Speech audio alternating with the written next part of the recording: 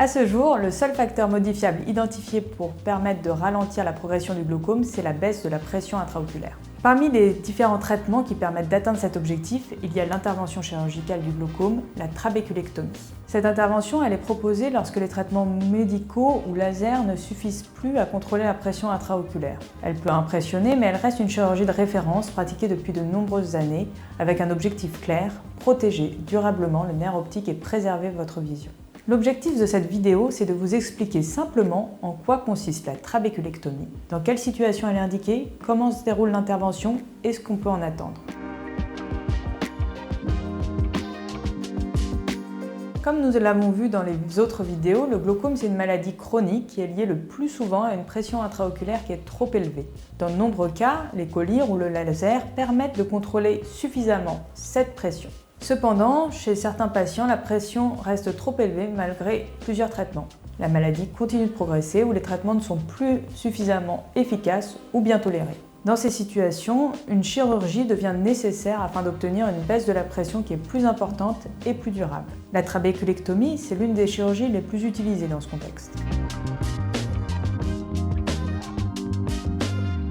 La trabéculectomie, c'est une intervention chirurgicale qui va consister à créer une nouvelle voie d'évacuation de l'humeur aqueuse, le liquide qui est produit en permanence à l'intérieur de l'œil. La trabéculectomie, ça va créer un passage artificiel qui permet au liquide de s'évacuer sous la conjonctive, c'est-à-dire la petite membrane fine qui recouvre l'œil. Cette évacuation, elle va former une petite poche, appelée une bulle de filtration, qui est généralement pas visible et qui va permettre de faire baisser durablement la pression intraoculaire. Elle peut concerner différents types de glaucome, qu'ils soient à angle ouvert ou à angle fermé. La décision de proposer une trabéculectomie, elle est toujours prise au cas par cas et après une évaluation complète de la maladie et une discussion approfondie avec le patient.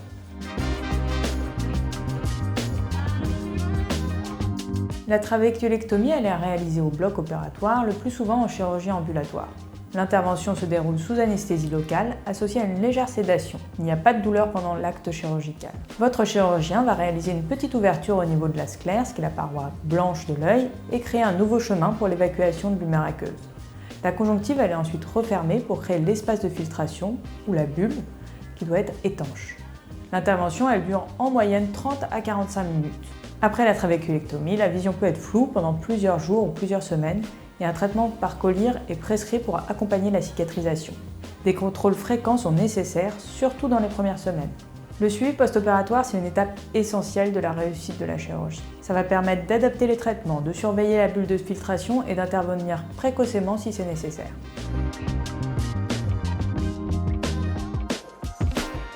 La trabéculectomie va permettre en général une baisse importante et durable de la pression intraoculaire, le plus souvent plus marquée que celle obtenue par les collyres ou le laser. Chez de nombreux patients, elle permet de ralentir ou de stopper la progression du glaucome, de réduire fortement, voire d'arrêter les traitements par collyre. Cependant, comme toute chirurgie, son efficacité peut évoluer dans le temps et elle nécessite un suivi à long terme. La trabéculectomie est une chirurgie efficace, mais elle comporte des risques qui doivent être clairement expliqués. Les complications possibles incluent une pression qui est trop basse transitoirement, une inflammation, une infection, plus rare mais potentiellement très grave, plus souvent une cicatrisation qui est excessive et donc qui limite l'efficacité de la chirurgie. C'est pour cette raison qu'elle nécessite un suivi rigoureux et parfois des retouches pour contrôler la cicatrisation.